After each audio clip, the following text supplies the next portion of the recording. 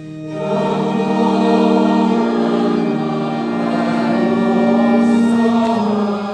예수님.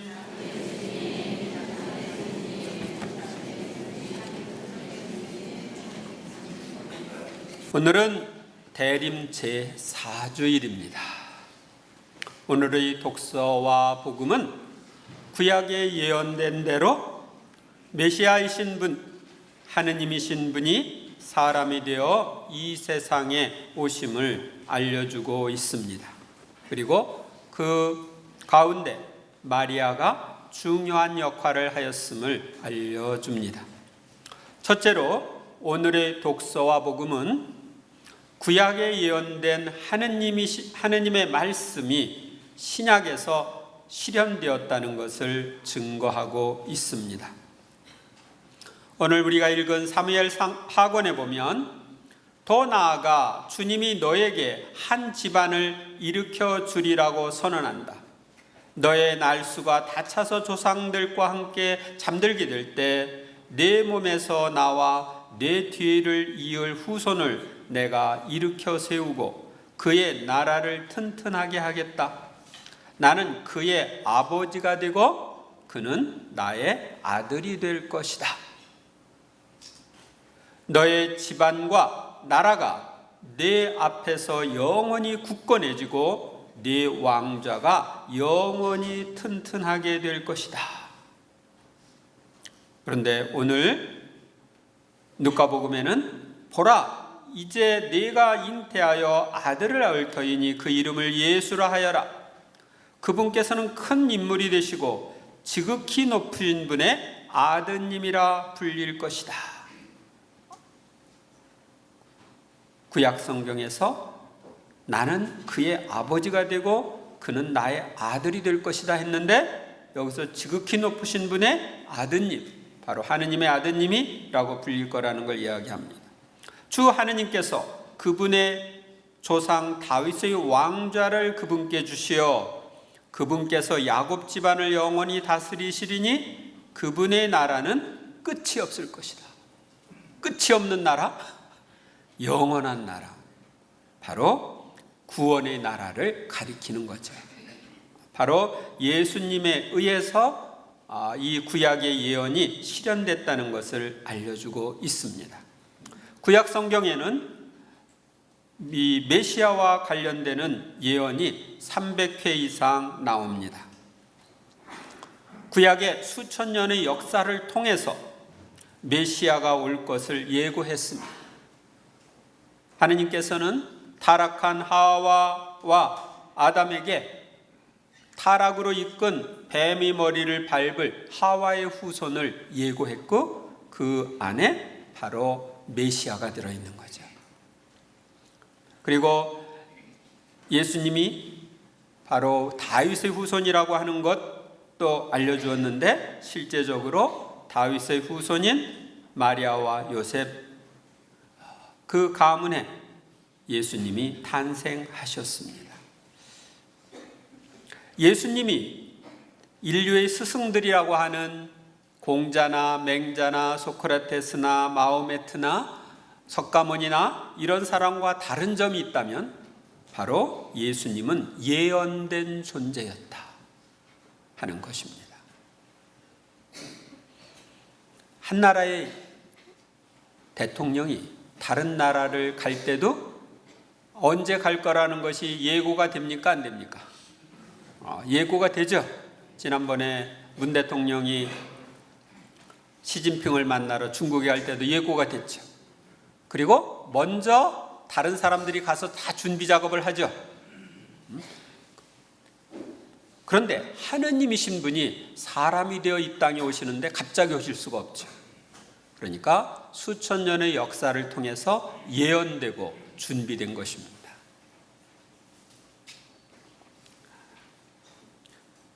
둘째로 가브리엘 대천사의 성모님께 대한 인사로 신약이 시작되었음을 오늘 복음은 알려주고 있습니다. 하느님께서는 가브리엘 천사를 갈릴레 지방 나자렛이라는 고을로 보내시어 다윗 집안의 요셉이라는 사람과 약혼한 처녀를 찾아가게 하셨다. 그 처녀의 이름은 마리아였다. 천사가 마리아의 집으로 들어가 말하였다. 은총이 가득하니여 기뻐하여라. 주님께서 너와 함께 계시다. 신약 성경에 보면 천사가 말한 은총이 가득하니여 기뻐하여라. 주님께서 너와 함께 계시다 하는 이것으로 신약이 시작되는 거예요. 은총이 가득한이라고 하는 뜻은 죄가 없다는 것을 암시합니다. 왜냐하면 죄가 있으면 은총이 가득할 수 있어요? 없죠. 그러니까 성모님이 죄가 없는 분, 원죄 없으신 분이라는 것을 알려주고 있는 겁니다. 이 인사말은 성모님께 영원히 기쁨과 위로가 되는 인사말입니다. 이는 누이사 피카레타에게 주신 예수님의 말씀에 잘 나와 있습니다. 천상의 책이라고 하는 책에 보면 성모님이 하늘로 승천하셨을 때 천사들과 성인들이 내 엄마께 불러드린 첫 노래는 성모송이었다, 이렇게 예수님이 말씀하십니다. 왜냐하면 성모송에는 더없이 아름다운 찬미와 지극히 큰 영예가 담겨 있어서 어머니께서 하느님의 어머니가 되셨을 때에 느끼신 기쁨을 새롭게 하기 때문이다. 그러니까 은총이 가득하신 마리아님 기뻐하소서 하는 그것을 통해서 이제 성모님이 하느님의 어머니가 되었기 때문에 그 소리를 들으면 옛날에 있었던 그 기쁨이 다시 솟아나는 거죠. 그래서 성모님께 이제 예수님이 성모송을 합송하자고 누이사 피카레타에게 이야기합니다. 그러므로 나는 예수님과 함께 성모송의 첫째 부분을 합송했다. 은총이 가득하신 마리아님 기뻐하소서, 이걸 합송했어요.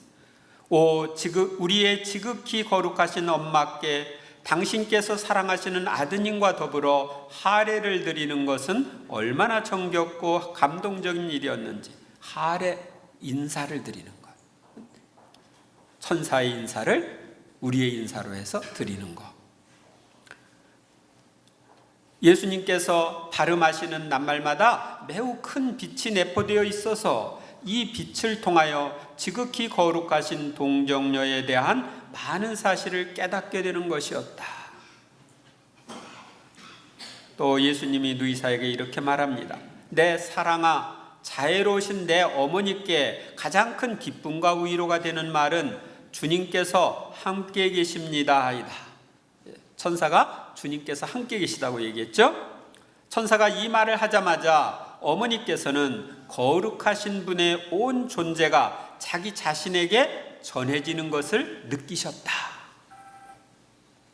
그리고 하느님의 능력에 감싸이는 것을 느끼셨으니 이 하느님의 능력 앞에서 자신의 것은 흩어져 사라지고 오직 하느님의 능력만을 수중에 지니게 되셨던 것이다. 주님께서 함께 계십니다는 빈말이 아니라 함께 계신다는 그 말을 통해서 주님이 자신에게 전해지는 것을 느꼈다. 우리도 그랬으면 좋겠어요. 여러분들이 주님께서 여러분과 함께 하면 여러분이 그걸 좀 느끼고 또 사제의 영과 함께 하면 저도 좀 그렇게 느꼈으면 좋겠어요. 근데 우리는 그냥 형식적으로 하는 것 같아요. 여러분이 성모님께 기쁨을 드리려면 어떻게 해야 될까요? 성모님께 성모송을 정성껏 잘 바치면 성모님이 하느님의 어머니가 되었을 때 그것이 회상돼서 기뻐하십니다. 그런데 성모송을 제일 싫어하는 존재가 있는데 그게 누구냐면 사탄입니다. 신약 시대를 열기 위해서 하느님께서 가브리엘 천사를 통하여 마리아께 한 인사말, 은총이 가득하신 마리아님 기뻐하소서는 이 인사말로 인해서 메시아가 이 세상에 왔고 이로 인해서 사탄의 나라가 파괴되기 시작했기 때문에 사탄은 이 소리를 아주 듣기 싫어합니다. 뿐만 아니라 성모님께서 옛날에 자기가 차지했던 피조물 중 최고의 자리를 지금 차지하고 계시기 때문에, 또 뱀의 머리를 밟을 하와의 후손으로 예언되어서 언젠가 머리가 짓밟힐 거라는 그런 공포 때문에 성모님을 아주 싫어합니다. 그래서 성모송하는 것을 아주 싫어해요. 사탄은 성모 신심을 가진 사람을 지옥으로 끌고 갈 수가 없습니다. 성모님과 함께하면 바로 뱀의 머리를 밟은 하와의 후손이 되기 때문입니다. 성모님은 1917년에 파티마에서 발현하셨을 때 이렇게 말씀하셨습니다. 나의 티 없는 성심에 대한 신심을 가진 이에게 나는 구원을 약속한다. 그러니까 성모님의 티 없는 성신께 봉헌하고 성모님과 함께 사는 이들은 구원이 약속된 것입니다.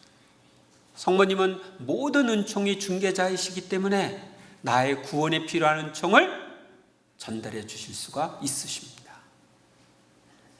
또 멸망한 영혼의 소리라고 하는 글에 보면 이렇게 되어 있습니다. 그 멸망한 영혼이 하는 얘기입니다.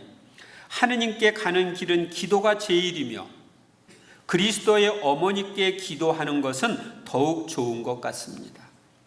지옥에 있는 사람들은 결코 그리스도의 어머니 이름을 부르지도 않습니다. 그것은 우리를 지배하고 있는 마귀가 그리스도의 어머니께 대한 신심을 가진 사람에게는 손을 쓸 수 없기 때문입니다. 그래서 여러분들이 성모께 대한 신심을 갖는 것은 여러분의 구원에 아주 중요해요. 그래서 제가 첫 토요일 날 미사를 봉헌하고 여러분들이 성모님께 자신을 봉헌할 수 있는 기회를 자주 주는 거예요.